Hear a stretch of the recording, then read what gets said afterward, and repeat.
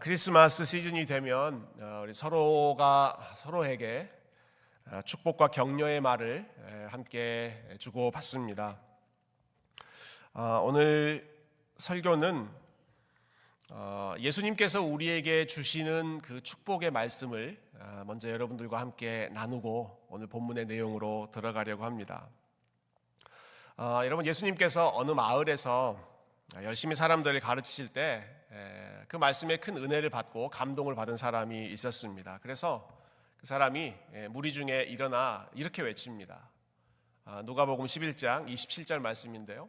이 말씀을 하실 때 무리 중에서 한 여자가, 한 여인이 높이죠.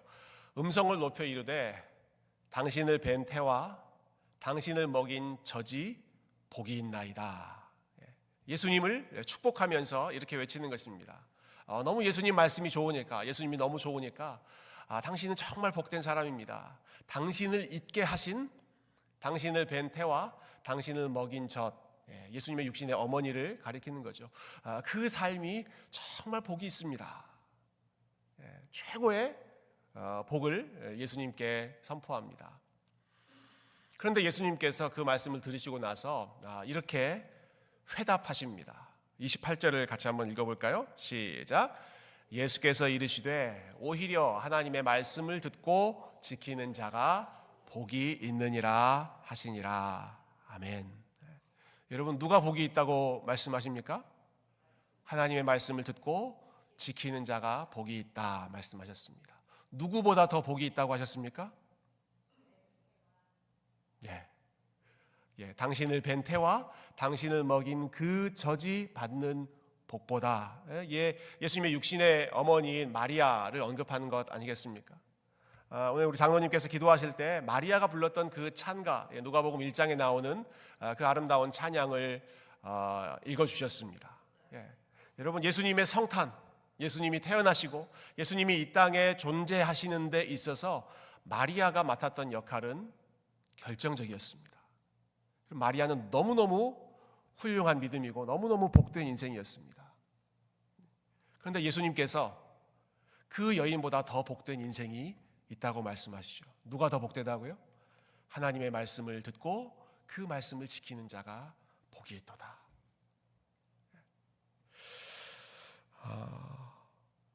지금 이 시간 저와 여러분처럼 우리 하나님의 말씀 앞으로 나아가고 우리 하나님의 말씀에 귀를 기울이고 그리고 하나님의 말씀을 기대하고 우리 하나님의 말씀을 듣고자 사모하는 믿음의 성도들의 삶이 이 땅에 있는 어떤 사람들보다 우리 주님 보시기에 더 복된, 더 아름다운 인생인 줄 믿습니다.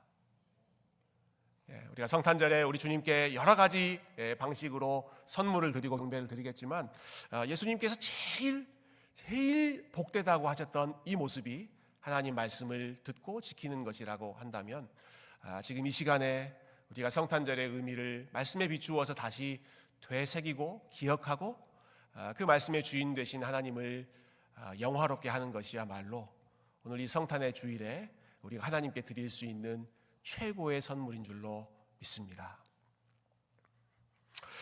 그 마음으로 오늘 우리 함께 읽었던 요한복음 1장 말씀을 우리 같이 묵상하실 텐데요. 오늘은 한 절, 1장 14절 말씀을 가지고 우리 하나님의 은혜와 진리를 좀 나누어 보려고 합니다. 한 절밖에 안 되는 아주 짧은 구절이지만 너무나 많은 의미가 담겨 있는 말씀이기 때문에 세 부분으로 나눠서 조금씩 끊어서 그 의미를 생각해 보려고 하는데요. 먼저 생각할 말씀은 1장 14절에 가장 먼저 나오는 구절입니다. 말씀이 육신이 되어, 말씀이 육신이 되셨다. 여러분, 요한이 말씀이라고 하는 단어를 사용할 때에는 그냥 문자로 기록된 언어 정도가 아니었습니다. 이미 요한복음을 처음 시작할 때 이렇게 시작하죠. 태초에 말씀이 계시니라. 이 말씀이 하나님과 함께 계셨으니 이 말씀은 곧 하나님이시니라. 요한은 말씀이 무엇인지를 정의하면서 이 복음서를 시작합니다. 말씀은 태초부터 계셨던 하나님이시다. 그 하나님께서 육신이 되셨다. 그 하나님께서, 그 영원하신 하나님께서 육신이 되셨다. 말씀하죠. 저와 여러분이 지난 주일에 살펴본 우리 이사야 40장 말씀, 우리가 지난 주일 마지막 부분에도 이 부분을 함께 생각해 봤지만, 이사야가 이렇게 선언했습니다. 모든 육체, 모든 육신은 풀이요 꽃과 같으니 풀은 마르고 꽃은 시듭니다. 여러분, 지난 몇 달 동안에 우리 교회에 들어오시는 입구 화단에 보면 여러 가지 풀과 여러 가지 꽃들이 교회 앞으로, 교회 예배당으로 들어오는 우리의 마음을 환하게 밝게 해줬습니다. 아주 푸르른 풀들이 있었고 여러 가지 색깔의 너무너무 예쁜 그런 꽃들이 있었습니다. 여러분, 혹시 오늘 예배당에 들어오실 때 그 풀과 꽃을 보셨습니까? 한때 아름다웠던, 한때 정말 생생했던 그 풀과 꽃이 다 시들어졌고 노랗게 메말라졌고, 그리고 형형색색의 그 아름다운 꽃잎들이 다 떨어져서 앙상한 가지만 남아 있습니다. 그것이 육신입니다. 그것이 육신. 모든 육신은 바로 이와 같다. 아무리 싱그럽고 아무리 아름답다고 하더라도 말라지게 마련이고, 그리고 시들게 마련이다라는 것이죠. 여러분, 육신은 바로 그렇게 연약한 존재입니다. 그런데 태초부터 계셨던 영원한 말씀께서, 시들지 않고 메마르지 않고 쇠하지 않는 그 말씀께서 쉽게 시들어버리는 저 풀과 꽃과 같은 연약한 육신이 되셨다라는 것이죠. 왜 그렇게 하셨을까? 왜 영원한 말씀이 연약한 육신으로 오신 것일까? 그 중요한 이유 중에 하나는 인간이 범했던 최초의 잘못, 최초의 범죄를 우리 하나님께서 다시 뒤집어서 새롭게 하시기 위해서였습니다. 여러분, 첫 번째 죄가 어떤 죄였는지 기억하실 것입니다. 첫 번째 인간 아담이 범했던 최초의 죄, 처음 범했던 그 죄의 핵심이 무엇이었습니까? 아담이 어떻게 하고 싶었습니까? 하나님처럼 되고 싶었습니다. 육신에 불과한 인간이 하나님처럼 되고 싶어 했습니다.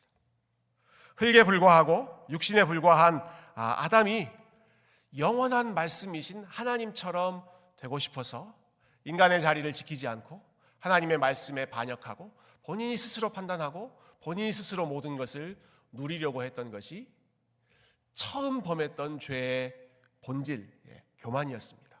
육신이 영원한 말씀이 되고 싶어 했던 것이죠.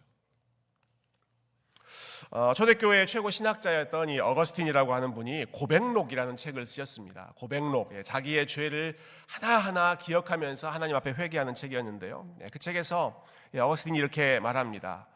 우리는 죄를 범할 때 하나님만이 가지고 계신 속성을 탐냅니다. 이렇게 이야기했어요. 우리가 죄를 범할 때 어떻게 죄를 범하는가? 하나님만이 가지고 계시는 속성, 우리에게는 없는 속성을 탐냄으로써, 그것을 욕심냄으로써 우리가 죄를 범하게 된다라는 거예요. 예를 들면 여러분, 하나님이 가지고 계시는 속성 중에 전지, 모든 것을 아시는 속성이 있습니다. 하나님만 모든 것을 아시고 하나님만이 모든 것을 이해하고 계시죠. 우리는 모릅니다. 연약한 인간은 그 모든 것을 알 수가 없습니다. 그러나 우리는 이 하나님의 속성을 탐냅니다.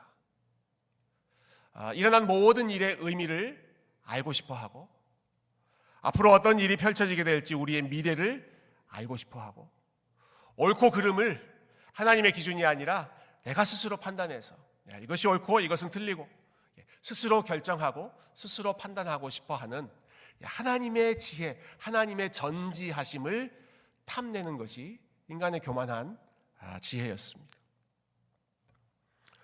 여러분, 하나님이 가지고 있는 속성 중에 전능하신 하나님, 우리가 사도신경을 고백할 때도 가장 먼저 고백하죠. 모든 것을 하실 수 있는 능력이 전능입니다. 하나님 모든 것을 하실 수 있죠. 우리도 그 능력을 갖고 싶습니다. 우리 안에 일어나고 있는 모든 어려운 일들을 한 방에 해결하고 싶습니다. 해결되지 않는 그런 문제를 한 번에 다 바로잡고 싶습니다.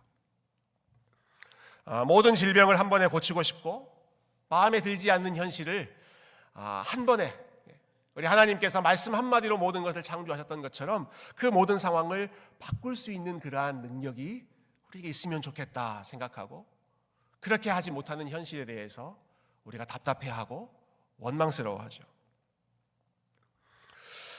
여러분, 인간의 위치는 하나님의 지혜를 신뢰하고 그리고 하나님의 능력을 기다리면서 하나님께 순종하는 것입니다. 그게 인간의 위치입니다. 그게 하나님께서 아담을 두셨던 바로 그 위치였습니다.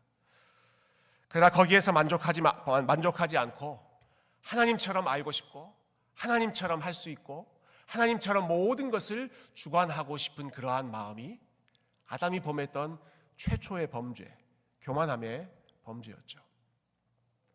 예수님께서 이것을 뒤집으십니다. 이것을 뒤집어서 이 땅 가운데 오시는 것입니다.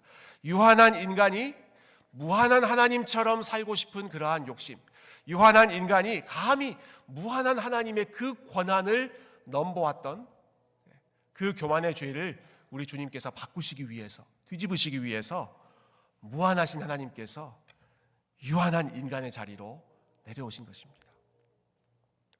영원하신 말씀께서, 영원히 시들지 않는 그 하나님의 말씀께서 쉽게 시들어버리는 육신이 되셨습니다.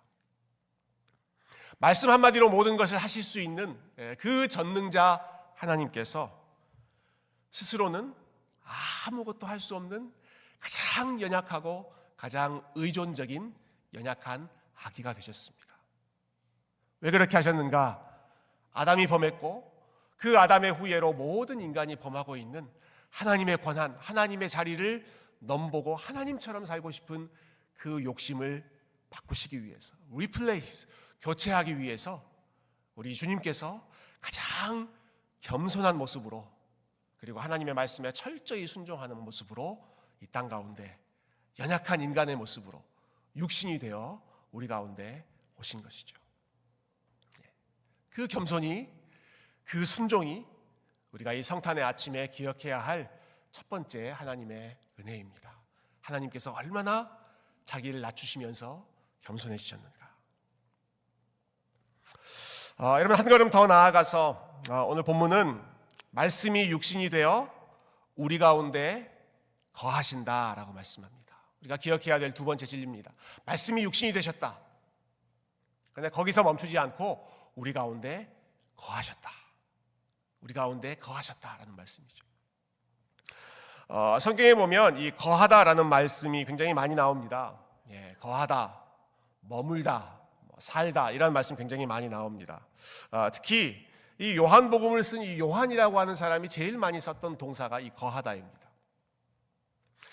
나의 안에 거하라 라고 하는 말씀도 여러분 잘 아실 것이고, 내가 너희 안에 거하고 너희가 내 안에 거하면, 이런 말씀들도 여러분 잘 아실 것이고, 예수님께서 제자들에게 이런 말씀도 하시죠. 내가 너희가 거할 처소를, 너희가 거주할 그 처소를 내가 예비하겠다. 거하다라는 말이 요한복음에 굉장히 많이 나옵니다. 우리말 성경에는 다 똑같이 거하다 이렇게 나와 있지만, 오늘 이 14절에 나오는 우리 가운데 거하시니 라고 했을 때의 그 거하시다라는 말은 다른 곳에서는 찾아볼 수 없는 동사를 사도 요한이 썼습니다. 그냥 일반적으로 살다라고 하는 뜻이 아니고요, 이 헬라어 동사는 그 동사를 문자 그대로 번역하면 이런 뜻입니다. 우리 가운데 텐트를 치셨다라는 뜻입니다. 우리 가운데 텐트를 치셨다. 우리 가운데 장막을 치고, 천막을 치고 우리와 함께 계셨다. 여러분, 이 말씀은 이스라엘 백성들이 광야 생활했던 것을 연상시키는 말씀이죠. 광야 생활할 때, 나그네 생활할 때 하나님께서 그들 가운데 직접 텐트를 치시고 직접 성막을 세우시고 그들과 함께 거하지 않으셨습니까? 영원하신 말씀께서 우리와 똑같은 인간, 육신의 몸을 입고 이 땅 가운데 오셨는데, 그런데 그분은 어느 정도로 우리에게 가까이 오셨는가 하니 우리 가운데 텐트를 치고 나그네 된 여정에 함께 하실 정도로 우리와 함께 하셨다. 장막을 치셨다라는 것이죠. 이 구절을 조금 더 실감나게 번역한 분이 유진 피터슨이라고 하는 목사님이신데 참 그 성경을 문학적으로 잘 번역하신 분이죠. 이분이 영어로 이렇게 번역하셨어요. 말씀이 육신이 되어 우리 가운데 거하셨다라고 하는 이 부분을 이렇게 번역하셨습니다. He moved into the neighborhood. He moved into the neighborhood 이렇게 하셨어요. 그분이 이사 오셨다. 어디로요? 우리 이웃집으로. Into the neighborhood. 우리 이웃집으로. 바로 옆에 있는 그 집으로 태초부터 계신 그 영원하신 말씀께서 우리 가운데 가까이 오셨다. 이사 오셨다라는 것이죠. 여러분 훨씬 더 좀 가깝게 느껴지지 않으십니까? 여러분 바로 옆집에 바로 옆집 우리가 살고 있는 그 네이버후드 그 서브디비전 안에 우리 예수님께서 함께 거하신다. 훨씬 더 가깝게 느껴지는 말씀이죠. 여러분 대부분 다 한 번쯤은 이사를 해보셨겠지만 우리가 새로운 지역으로 이사를 가려고 하면 여러 가지 조건을 고려합니다. 많은 분들이 집을 알아볼 때 중요한 게 처음부터 끝까지 다 로케이션이다 그런 말씀하시죠. 로케이션. 어느 위치에 있는가, 어느 지역인가 하는 것이 가장 중요하다는 말씀들을 많이 하십니다. 이사할 때 주로 어떤 로케이션을 고려합니까? 여러분 자녀들을 키우신 분이라면 좋은 학군, 안전한 학군을 고려하죠. 직장인이라면 출퇴근을 잘 할 수 있는 교통이 좋은 것을 고려하실 것입니다. 은퇴를 하신 분이라면 텍스 베너핏이 조금 더 좋은 곳, 더 안전한 곳 이런 곳들을 생각하실 것이고 아마 대부분 한국 마트, 한국장을 좀 빨리 잘 볼 수 있는 곳 그런 곳도 우리가 집을 선택할 때 고려하는 중요한 로케이션일 것입니다. 거의 모두가 나에게 가장 편리하고 나에게 가장 유리한 곳을 집의 로케이션으로 고려하는데요. 여러분 하나님께서 우리 가운데로 이사 오실 때에도 로케이션을 고려하셨습니다. 굉장히 신중하게 로케이션을 고려하셨습니다. 그런데 하나님께서 고려하신 조건이 우리가 일반적으로 생각하는 조건과는 정반대의 조건을 생각하셨습니다. 하나님께서 본인이 이사하실 그 지역, 그 집으로 선택하신 조건은 여러분 유대 지역에서 가장 작은 마을 베들레헴이라고 하는 마을을 선택하셨습니다. 그리고 그 당시에 사람들이 가장 무시하고 천하게 여기던 갈릴리 나사렛이라고 하는 동네로 우리 하나님께서 이사 오셨습니다. 그것도 모자라서 갓 태어난 아기 예수님께서는 동물들이 먹고 자고 생활하는 동물들만의 공간, 마국간, 외양간 그곳에서 태어나셨고 여러분 갓 태어난 예수님께서 어디에 누이셨는지 여러분 다 잘 알고 계시죠. 짐승들이 밥을 먹는 동물들의 밥통 말구유 위에 그 순결하시고 그 깨끗하신 아기 예수님께서 누우셔서 그분의 삶을 바로 그러한 곳에서 시작하셨습니다.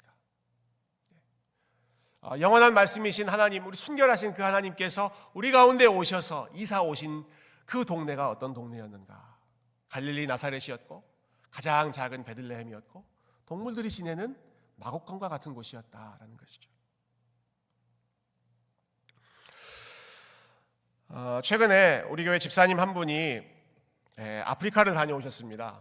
아프리카 우간다라고 하는 나라를 다녀오셨는데 그 아프리카 흑인들이 많이 걸리는 그 질병을 연구하시기 위해서 그 질병에 걸린 사람들이 많이 있는 곳을 다녀오셨습니다.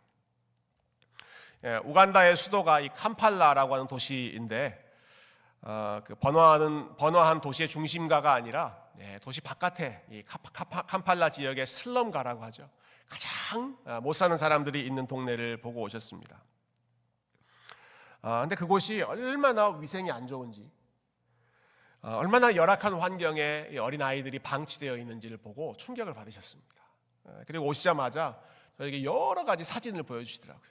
여러 사진을 보여주시는데 지붕이 무너져 내릴 것 같은 그 집에서 그 단칸방 그 집에서 6식구가 사는데 6식구가 한 침대에 끼어서 삽니다.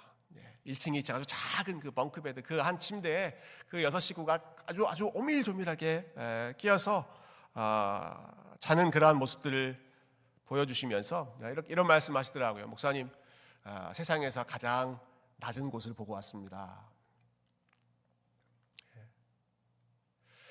그 사진을 보면서 또 그 이야기를 들으면서 그 모든 참 주변에 있던 사람들이 너무 그 열악한 환경 때문에 함께 안타까워했습니다. 여러분, 그런데 아무리 그렇다고 쳐도 여러분, 우간다의 캄팔라의 그 슬럼 지역은 그래도 사람이 사는 마을입니다. 그래도 사람이 사는 마을입니다. 아무리 많은 사람들이 오밀조밀 참 냄새나는 곳에서 지낸다고 하더라도 그래도 사람이 사는 마을이죠. 여러분, 예수님이 태어나신 곳은 사람이 사는 마을이 아닙니다. 사람이 거주할 수 있는 그러한 지역이 아닙니다. 여러분, 동물들이 먹고 싸고 잠자는 곳, 바로 그 마국간 말 구유를 예수님께서 자신의 집으로, 자신의 거처로 삼으신 것입니다. 여러분, 가장 존귀하고 가장 높으신 우리 주님께서 왜 그렇게 초라한 곳으로 이사 오셨을까요? 여러분, 가장 강하고 가장 능력이 있는 우리 주님께서 왜 그렇게 더 이상 약해질 수 없을 정도로 약한 곳으로, 더 이상 낮아질 수 없을 정도로 낮은 곳으로 우리 주님께서 오셨겠습니까? 왜 그렇게 하셨겠습니까? 그 이유를 오늘 본문 마지막이 설명합니다. 그 이유는 저와 여러분으로 하여금 하나님의 영광을 다시 보게 하도록 하시기 위해서였습니다. 하나님의 영광을 볼 수 있도록 하기 위해서. 우리 14절 말씀, 우리 전체를 한번 다시 읽고 오늘 말씀을 정리했으면 좋겠습니다. 우리 14절 말씀 같이 읽을까요? 시작. 말씀이 육신이 되어 우리 가운데 거하심에 우리가 그의 영광을 보니 아버지의 독생자의 영광이요 은혜와 진리가 충만하더라. 아멘. 말씀이 육신이 되어 우리 가운데 거하심에 그 이후에 나타난 결과가 무엇이죠? 우리가 그의 영광을 보니. 우리가 그의 영광을 보니. 어디서 영광을 봅니까? 그 마국간에서 영광을 봅니다. 어디서 영광을 봅니까? 말 구유에 누워있는 그 비참한 상황에서 하나님의 영광을 봅니다. 어디서 영광을 봅니까? 아무것도 할 수 없는 스스로의 모든 권한과 능력을 다 내려놓고 포기해버리신 그 연약한 예수님에게서 우리는 하나님의 영광을 봅니다. 그곳이 영광의 자리라는 것입니다. 여러분, 하나님께 반역하고 하나님을 떠난 죄인들의 현실은 하나님의 영광을 볼 수 없는 것이었습니다. 하나님의 영광을 볼 수 없었습니다. 성경에서 가장 하나님과 친했다고 생각하는 사람, 가장 하나님과 가까웠던 사람이 모세입니다. 모세가 한 번은 하나님께 이렇게 기도하죠. 하나님, show me your glory. 하나님, 저에게 당신의 영광을 좀 보여주십시오. 제가 좀 하나님을 볼 수 있게 해주십시오. 제가 제발 하나님을 먼발치가 아니라 정말 하나님 가까이에서 하나님의 얼굴을 볼 수 있게 Let me see your glory. 하나님의 영광을 저에게 보여주십시오. 모세가 그렇게 기도했습니다. 하나님께서 그 모세에게 뭐라고 대답하셨죠?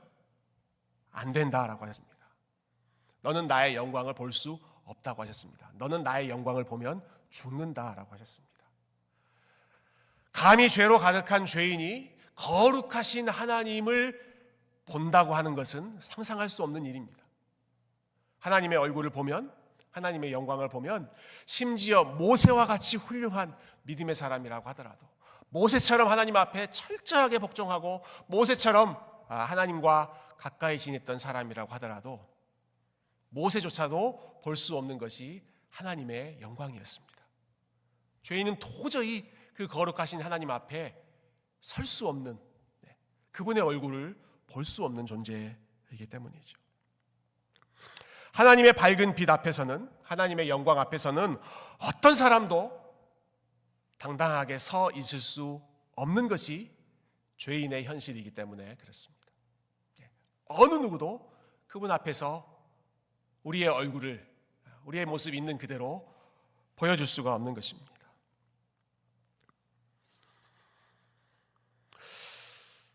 제가 얼마 전에 우리 성도님 가정을 한번 신방한 적이 있는데, 제가 잘 몰랐는데 이분의 직업이 경찰이셨습니다. 경찰. 집 앞에 딱 갔는데 집 앞에 경찰차가 세워져 있더라고요. 그래서 들어가서 반갑게 인사를 나누고 제가 우리 그 형제님께 이렇게 대화를 나눴습니다. 형제님, 이 동네 사람들은 참 마음이 든든하겠습니다. 자기 집 네이버후드에 바로 옆집에 경찰차가 이렇게 떡하니 든든히 서 있으니 사람들이 얼마나 안전하게 든든하게 생각하겠습니까? 참 복이 많은 사람들이네요. 그랬더니 그 형제님이 이렇게 대답하시더라고요. 목사님, 그렇지 않습니다. 사람들이 저를 부담스럽게 느낍니다. 경찰차가 있기 때문에 아주 안전하게 느낄 거라고 저는 생각했는데 부담스럽게 느낀다는 거예요. 가까이 하지 않으려고 한다는 거예요. 그래서 저도 우리 그 형제님에게 저의 사실을 실토했습니다. 사실 내가 오늘 이 집에 오면서 주소 받은 대로 집을 찾아왔는데 드라이브웨이에 경찰차가 서 있더라.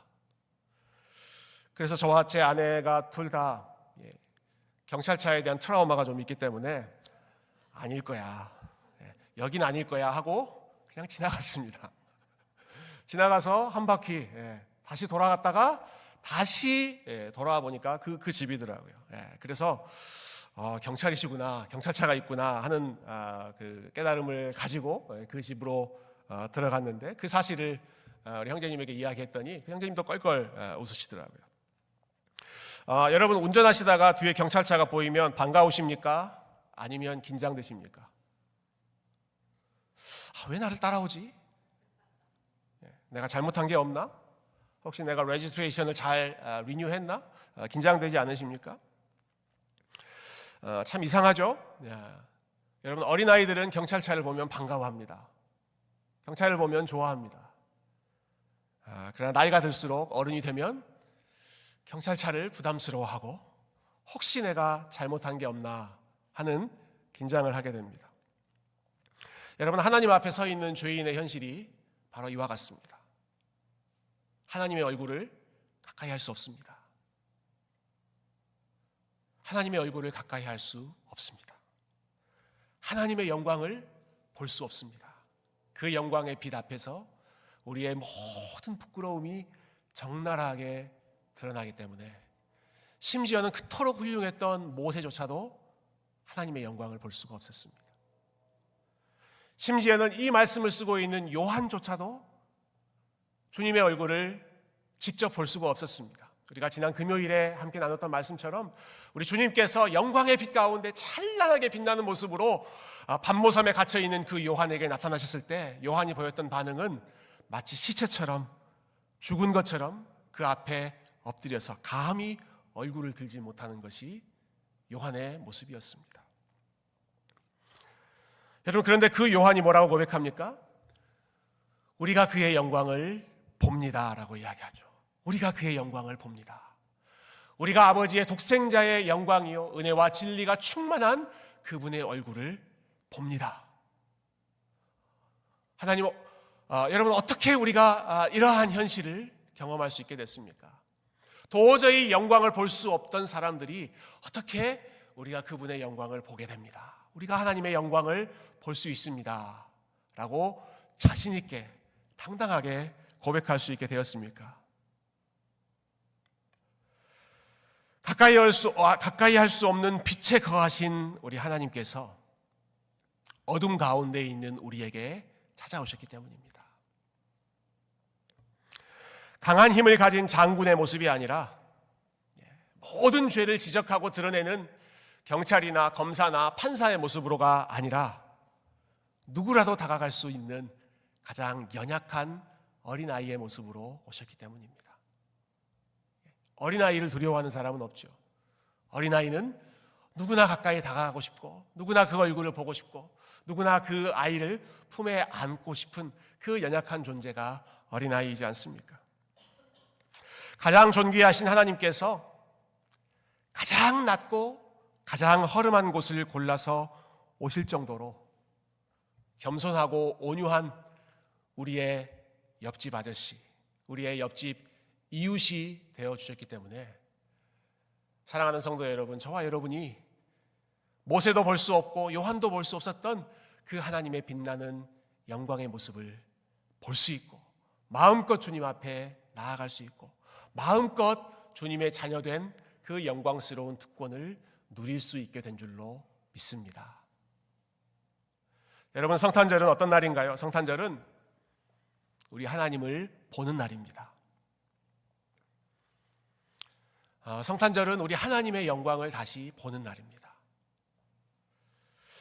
우리의 죄로 인해서, 우리의 부끄러웠던 과거로 인해서 하나님이 두렵고 하나님이 무섭기만 하고 가능하면 그 하나님의 얼굴을 피하려고만 했던 그 죄인들이 마치 어린아이들이 아빠의 품에, 어린아이들이 엄마의 품에 달려가 안기는 것처럼 우리가 하나님의 얼굴을 보고 하나님 품에 달려가 안길 수 있는 날이 바로 오늘 우리가 함께 기억하는 성탄절입니다.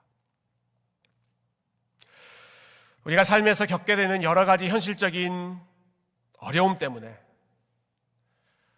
가난 때문에, 질병 때문에, 세상의 염려와 또 세상의 무거운 짐들로 인해서 고개를 푹 숙이며 살고 있었던 사람들이, 고개를 들지 못하고 주님을 바라보지 못하고 살았던, 침체되고 위축되었던 사람들이 다시 고개를 들고, 다시 얼굴을 들고, 다시 눈을 들고 어린아기 가운데 임재하셨던 그 하나님의 영광을 보고 우리와 함께 하시는 그 하나님의 은혜를 바라보는 시간이 여러분 성탄절이고 크리스마스이고 우리가 함께 예배하는 이 복된 주일 아침인 줄로 믿습니다. 사랑하는 성도 여러분, 하나님께서 우리 가운데 오셨습니다. 수고하고 무거운 짐진 자들의 이웃으로 오셨습니다. 우리의 삶의 가장 낮은 곳, 우리의 삶의 가장 연약하고 비천한 곳을 가장 밝은 영광스러운 곳으로 바꿔주시기 위해 우리 주님께서 오셨습니다. 우리 이 하나님 안에서 저와 여러분이 다시 한번 주님의 영광을 바라보고 마곡간과 같고 베들레헴과 같은 우리의 연약한 삶이 주님이 오심으로 인하여서 다시 복된 자리로, 다시 영광스러운 자리로, 다시 빛나는 자리로 회복되는 성탄의 놀라운 기적이 이 말씀을 듣고 우리 주님을 사랑하는 모든 주의 백성들의 삶 가운데 넘치도록 회복될 수 있기를 존귀하신 주님의 이름으로 축원드립니다. 함께 기도하겠습니다.